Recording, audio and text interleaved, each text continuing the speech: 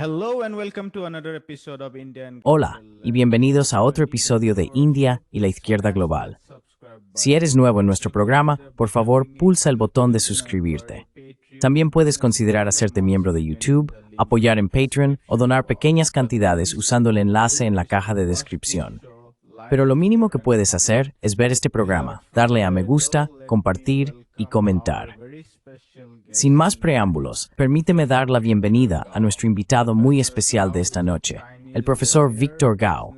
El profesor Gao es abogado, empresario y académico chino, y es vicepresidente del Centro para China y la Globalización, con sede en Pekín. Anteriormente fue traductor del líder chino Deng Xiaoping. Profesor Gao, bienvenido a India y la Izquierda Global. Professor Gao, welcome to Indian Global Left. Muchas gracias. Buenas noches. Generalmente, no empiezo con preguntas sobre los medios porque a veces puede ser muy distractor. Pero supongo que, dado que queremos entender las relaciones internacionales desde una perspectiva china, creo que es muy difícil hacerlo de manera significativa sin comprender la guerra de desinformación contra China, que es muy prevalente en los medios occidentales.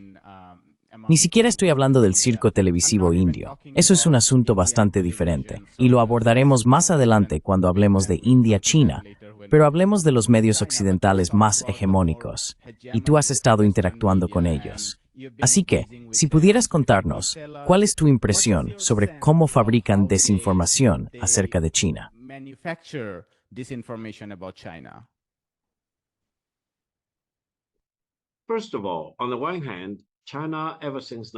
En primer lugar, por un lado, China desde 1978 ha experimentado una enorme transformación, en su mayoría positiva. El desarrollo chino ha traído grandes beneficios tanto para el pueblo chino como para los países que han interactuado con China en condiciones de igualdad. Esta es la gran tendencia de nuestra época. Por otro lado, si realmente escuchas o lees los informes de los medios occidentales sobre China, obtienes una imagen completamente desigualmente en China. Existe una xenofobia hacia China.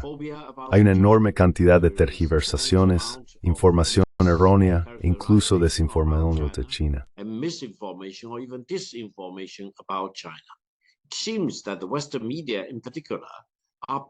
Parece que en particular, los medios occidentales están empeñados en describir a China de una manera que está desvinculada de la realidad y altamente distorsionada, con el fin de lograr ciertos objetivos geopolíticos u otros fines políticos. Desinformar a la gente en los países occidentales y alejarlos de las realidades sobre el terreno para llevarlos a una idea errónea sobre China. Ahora bien, el objetivo general, supongo, es realmente frenar el ascenso pacífico de China. En cuanto a cómo tantos informes u organismos de prensa occidentales pueden cantar al unísono, negando las realidades sobre China y tergiversando lo que realmente es, eso me parece un misterio.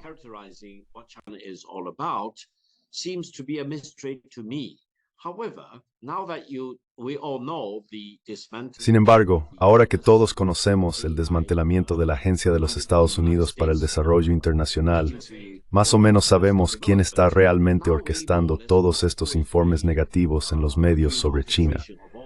Ahora bien, si realmente es USAID u otra entidad, por ejemplo, aún está por demostrarse. Sin embargo, diría que si uno realmente se basa en los informes occidentales, principalmente en prensa escrita o televisión, etc., no obtiene una imagen precisa de la realidad en China. Se recibe información errónea o desinformación. Y espero que la gente de los países occidentales en particular y del mundo en general realmente busque información de primera mano sobre la realidad en China.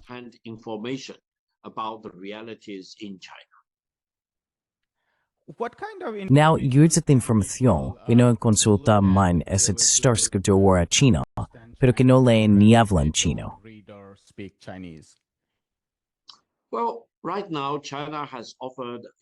Bueno, ahora mismo, China ha ofrecido exención de visado a más de 40 países en el mundo, y las personas de estos países pueden viajar libremente a China sin necesidad de visado y pasar hasta unos 30 días viajando libremente por el país. Creo que sus grabaciones, sus reportajes y sus escritos sobre lo que ven y experimentan en China constituyen un conocimiento de primera mano sobre la realidad en China. Así que si tienes acceso a estos informes, la mayoría en redes sociales te animaría a consultarlos. Ahora bien, si puedes permitirte un vuelo a China desde cualquier parte del mundo, con exención de visado o realizando el proceso de solicitud y obteniendo un visado antes de venir, espero sinceramente que hagas ese viaje.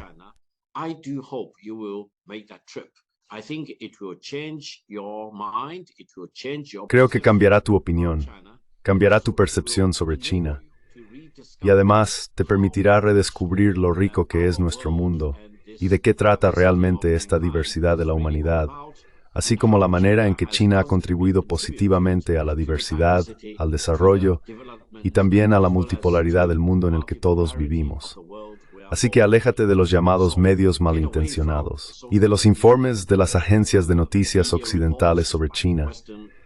Confía en los reportajes de primera mano de periodistas que han viajado a China, que han visto China con sus propios ojos. Ellos ofrecen una alternativa mejor a la versión distorsionada de China.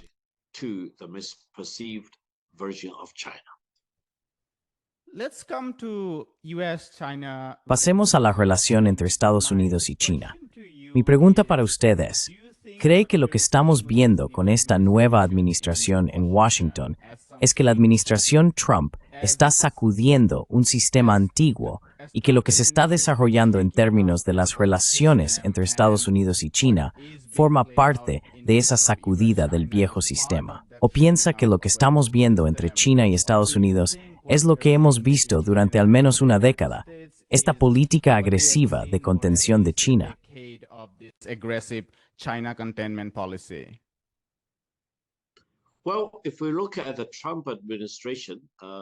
Bueno, si observamos la administración Trump, que comenzó el 20 de enero de este año, especialmente desde la declaración de aranceles el 2 de abril, diría que la administración Trump realmente ha iniciado una guerra arancelaria contra China sin precedentes, probablemente la de mayor escala, y también una guerra arancelaria contra el mundo, especialmente desde el 2 de abril. Ahora, en ese contexto, creo que la administración Trump está empeñada en destruir el libre comercio e intentar instaurar el llamado comercio justo. Pero yo diría que no puede haber comercio justo sin que primero exista libre comercio. Y China está dando un paso al frente y se está convirtiendo en la campeona y abanderada de la defensa del libre comercio.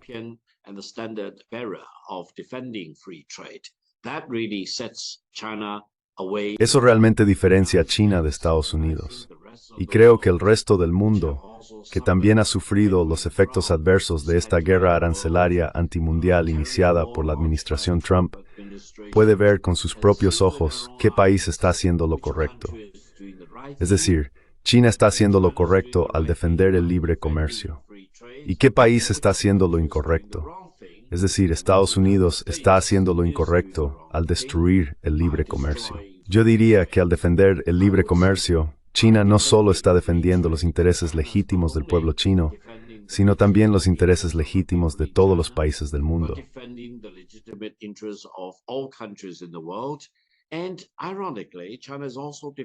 Y paradójicamente, China también está defendiendo los intereses legítimos de la mayoría de la gente en Estados Unidos.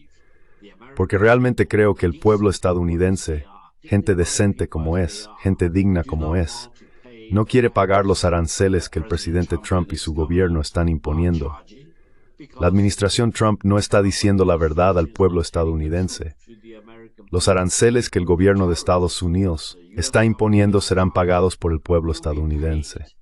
Es esencialmente un impuesto sobre el pueblo estadounidense, y los aranceles pagados por los estadounidenses al gobierno de Estados Unidos no harán que América sea más rica ni más grande de nuevo.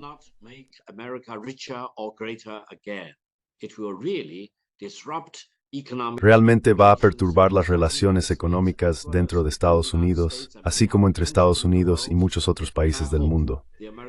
Y espero que el pueblo estadounidense se dé cuenta de la insensatez, la estupidez de todas estas imposiciones de aranceles, porque no son la panacea que describimos. No harán que América vuelva a ser grande. Así que estamos en medio de esta guerra arancelaria sin precedentes y a gran escala, iniciada por Estados Unidos contra el resto del mundo, y contra China en particular. Y espero que todos los países hagan lo correcto defendiendo el libre comercio.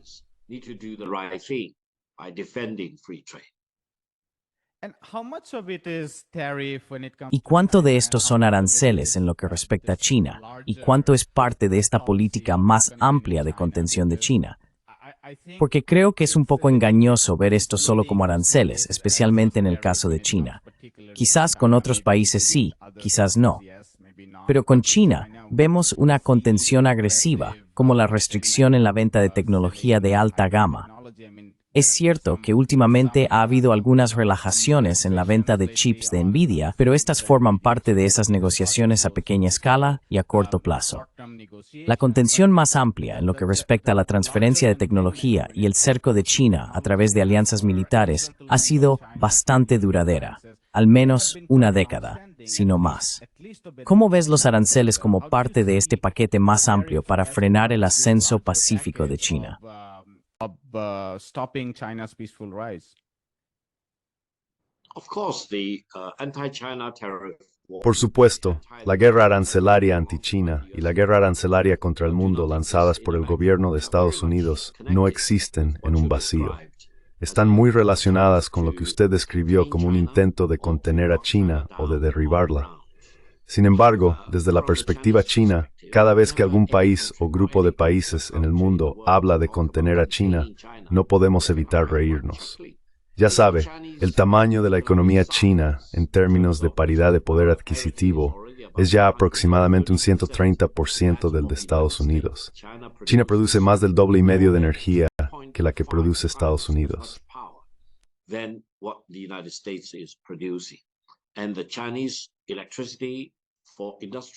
Y la electricidad china para uso industrial es más de 6 veces superior a la utilizada con fines industriales en Estados Unidos.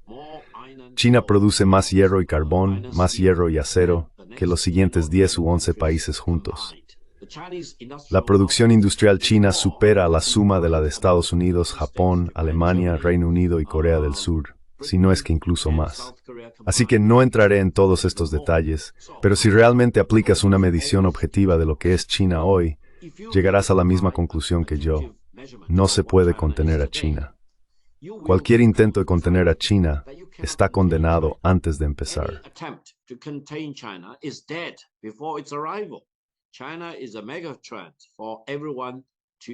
China es una megatendencia con la que todos deben relacionarse con dignidad, igualdad y beneficio mutuo.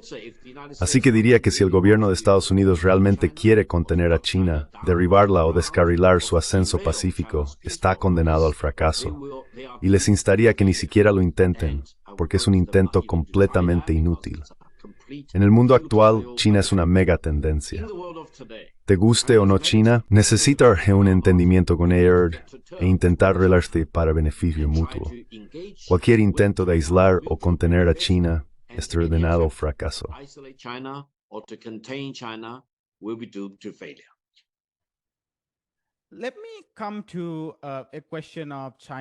Permítame abordar una cuestión sobre cómo China se proyectaría en términos de relaciones internacionales. Y para hacer la pregunta un poco más específica, si pudiera centrarme en Asia Occidental por un momento. Algunas personas, en su mayoría de izquierda, supongo, piensan que en el caso de Palestina, China podría hacer más. No ha hecho tanto como podría. Y el ejemplo que se da es que en la reciente cumbre de La Haya, donde China también envió un representante, no firmó uno de esos documentos que fue firmado por 12 miembros que estaban realmente comprometidos con imponer sanciones a Israel.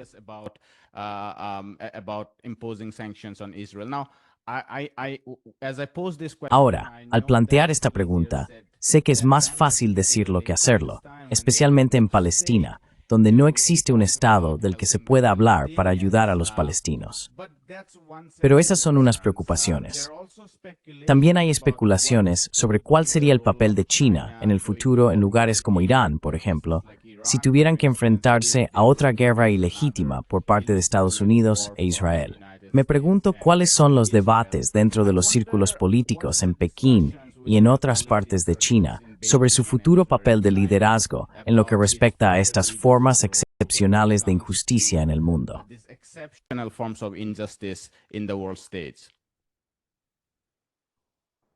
First of all, when we talk about the defending En primer lugar, cuando hablamos de defender los intereses legítimos del pueblo palestino o de promover la solución de dos estados para Palestina, por ejemplo, no hay un defensor más firme de los intereses legítimos del pueblo palestino que China. China siempre ha apoyado los intereses legítimos del pueblo palestino, incluida la solución de dos estados. China lo ha hecho en el Consejo de Seguridad de las Naciones Unidas, en la Asamblea General de las Naciones Unidas, en todas las organizaciones internacionales y de forma bilateral, por ejemplo, entre China y todas las facciones dentro del lado palestino de la ecuación. Y China ha hecho campaña en contra de los movimientos sionistas, por ejemplo, en Israel.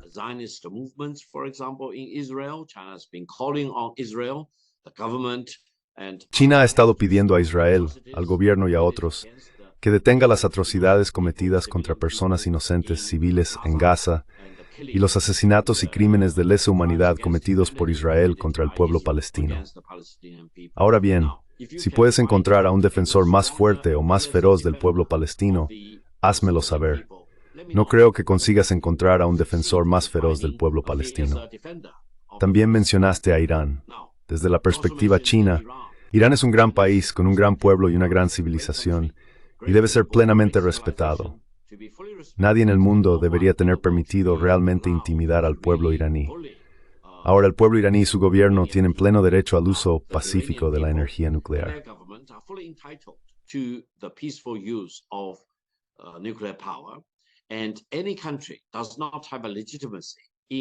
Ningún país tiene la legitimidad para acusar a Irán de intentar construir una bomba nuclear sin pruebas concretas, especialmente un país como Israel, que ha desarrollado ilegalmente sus propias armas nucleares y ha amenazado con utilizarlas contra varios países de Oriente Medio. Adoptar el doble rasero de acusar a Irán de intentar construir un arma nuclear es inaceptable. En ese sentido, China, una vez más, es una firme defensora de los intereses legítimos del pueblo y del gobierno de Irán y hará todo lo posible para instar a la comunidad internacional a hacer lo mismo, respetar la soberanía y la integridad territorial de Irán.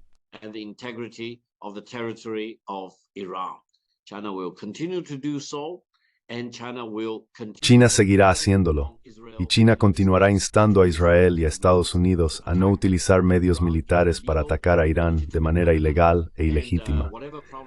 Cualesquiera que sean los problemas entre Irán e Israel, o entre Estados Unidos e Irán, deben resolverse pacíficamente mediante la diplomacia y las negociaciones.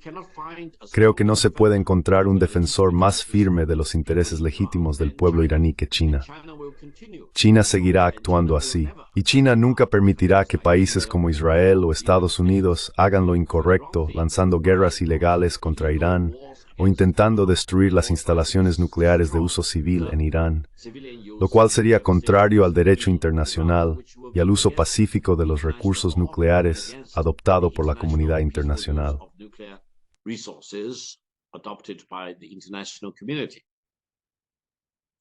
¿Eso también incluiría apoyo material sobre el terreno para Irán?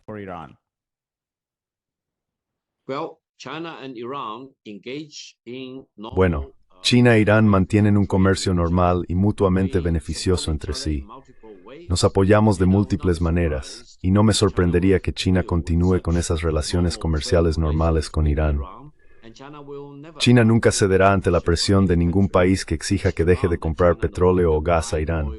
No es asunto suyo. Es una cuestión puramente bilateral entre China e Irán.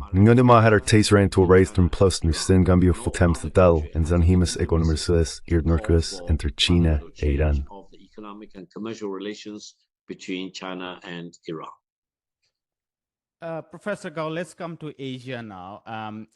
Profesor Gao, pasemos ahora a Asia. Según lo veo, por supuesto, China es la segunda mayor potencia en Asia, porque la mayor potencia es Estados Unidos. Estoy bromeando, claro, pero quizá no del todo. Me parece que China se enfrenta a un doble problema en Asia. Uno son las diferencias bilaterales con ciertos países. Pienso en la India, Filipinas y en cierta medida Vietnam.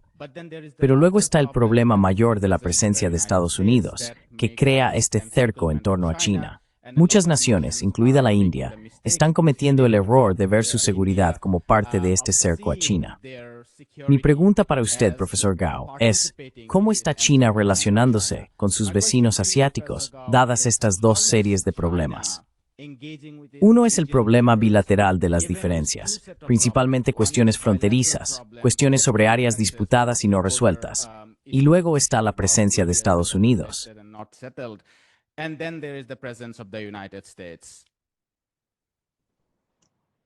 Gracias.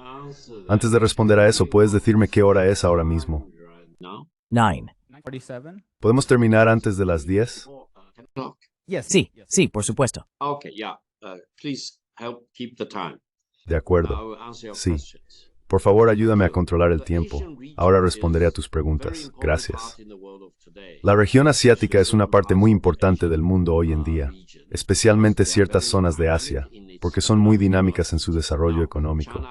Ahora, China tiene en total 14 países vecinos por tierra y hasta 6 países vecinos marítimos. China ha firmado tratados fronterizos con 12 de los 14 vecinos terrestres. Solo hay 2 países, concretamente India y Bután, que está controlado por India, que no han firmado tratados fronterizos con China. En cuanto a los vecinos marítimos, que incluyen, por ejemplo, en particular Filipinas, existen disputas territoriales.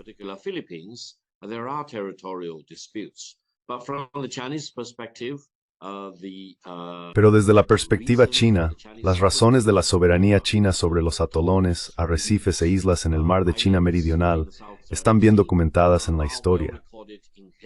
Incluso sin remontarnos más atrás en la antigüedad, si solo miramos el final de la Segunda Guerra Mundial en agosto de 1945, cuando Japón se rindió incondicionalmente, Japón entregó todas las islas, atolones y arrecifes en el mar de China Meridional a la República de China, que era aliada de Estados Unidos en la derrota del fascismo japonés en 1945.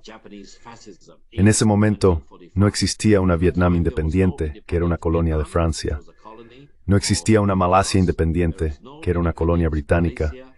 No existía una Indonesia independiente, que era una colonia de los Países Bajos, y no existía una República Independiente de Filipinas, que era una posesión de Estados Unidos.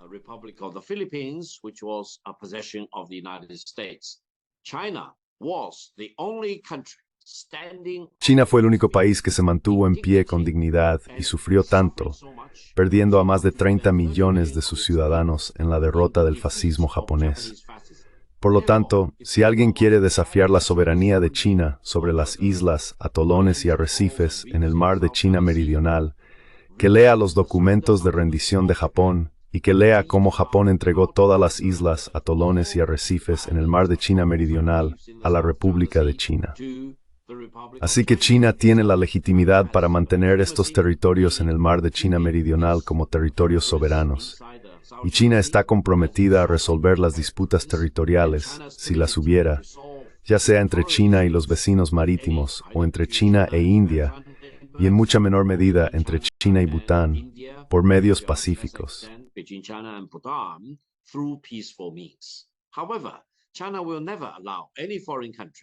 Sin embargo, China nunca permitirá que ningún país extranjero, incluida especialmente la India, ocupe ilegalmente territorios chinos. La India ha estado defendiendo esta llamada línea McMahon como la frontera entre China y la India.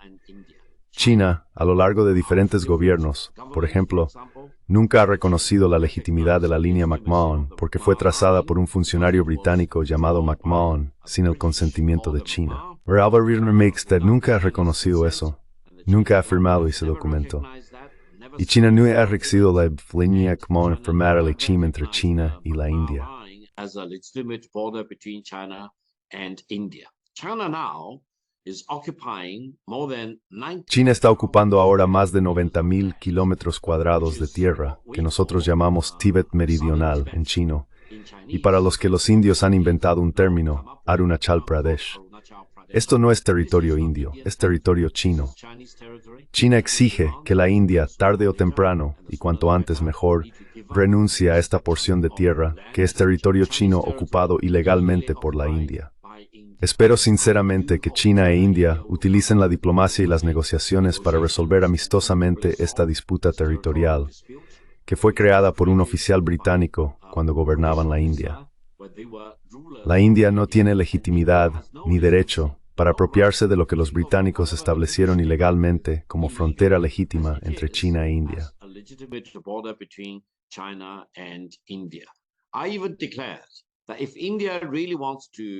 Incluso declaré que si la India realmente quiere utilizar la línea McMahon como frontera entre China e India, que es una línea ilegal e ilegítima, entonces yo podría trazar una línea, por ejemplo, a lo largo del río Ganges y convertir esa línea en la frontera entre China e India. Eso sería un gran impacto para todos en la India y también despertaría la conciencia del pueblo indio sobre la ilegitimidad de la línea McMahon, porque esa línea fue trazada ilegalmente por un funcionario británico llamado McMahon y nunca debería ser reconocida como la frontera legítima entre China e India. Así que espero que la sensatez vuelva a los responsables de la toma de decisiones en la India.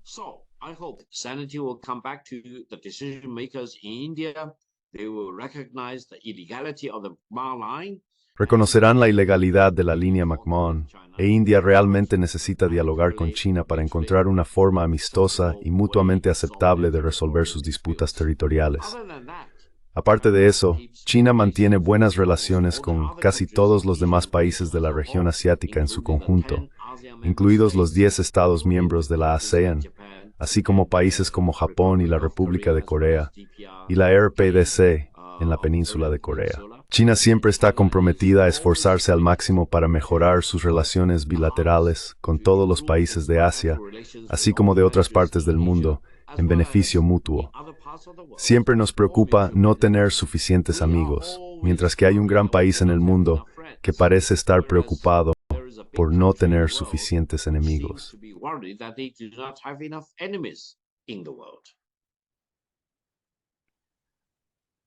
Let me check the time. Okay, maybe Déjeme comprobar la hora. Bien, quizás pueda hacer una última pregunta. Quiero decir, solo tengo 5 minutos, pero si pudiera ser breve, solo intento ser respetuoso con su tiempo. Quería preguntarle sobre uno de los hechos más espectaculares de la historia reciente de la humanidad. ¿Cómo China ha sido capaz de acceder al capital, pero también de crear capital y mejorar constantemente su nivel tecnológico, lo cual es un logro realmente espectacular visto desde la perspectiva del sur global? Mi pregunta para usted, profesor Gao, es: ¿pueden los países del sur global esperar recibir apoyo de China en términos de transferencia tecnológica y capital a largo plazo? Es decir, las mismas cosas que China hizo para sí misma. Porque hay informes en varios círculos que dicen que los chinos no están dispuestos a ofrecer una verdadera transferencia tecnológica y que insisten más en el comercio. ¿Cuál es su respuesta a estas preocupaciones?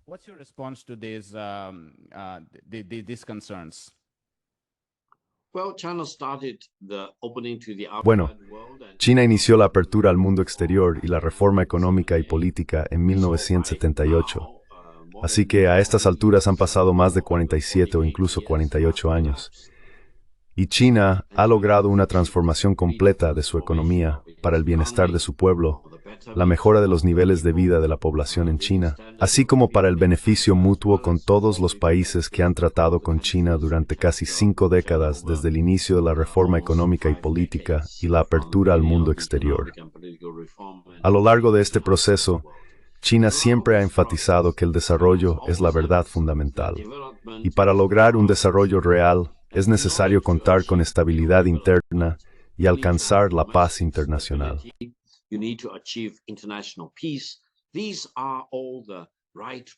Estos son todos los principios correctos que respaldan la estrategia de desarrollo de China.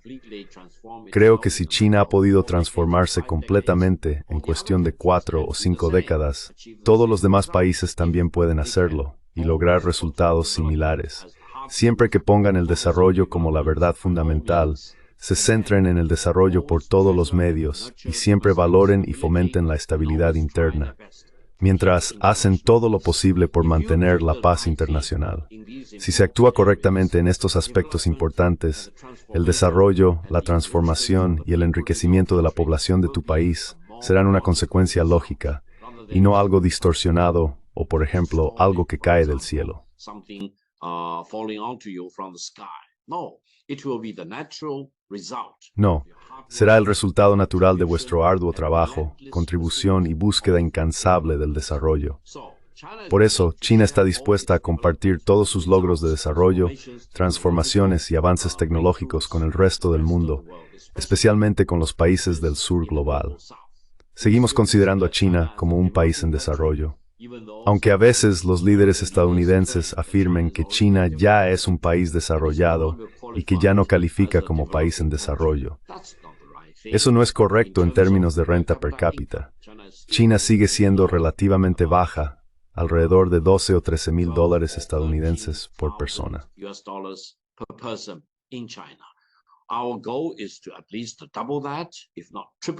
Nuestro objetivo es al menos duplicar eso, si no triplicarlo, para realmente convertirnos en un país bien desarrollado en unos 25 años. Así que todavía queda mucho trabajo por hacer en China. El tamaño de la economía china necesita duplicarse, si no más, en los próximos 20 o 25 años. Creo que el desarrollo de China generará una enorme cantidad de impulso para el crecimiento de las economías de muchos otros países del mundo. Y los grandes logros de China son un beneficio para todos los países, porque demuestran que China, siguiendo su propio camino y su propia hoja de ruta, puede realmente sacar a cientos de millones de personas de la pobreza extrema y lograr la prosperidad para una población tan grande.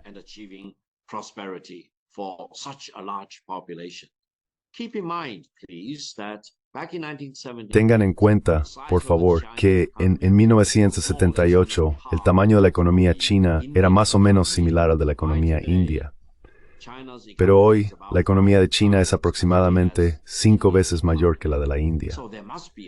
Así que debe haber una explicación basada en el hecho de que China debió hacer las cosas de manera excelente y con grandes resultados. Y otros países realmente deberían agilizar su desarrollo económico, promoviendo la estabilidad interna y la paz regional e internacional. Muchas gracias.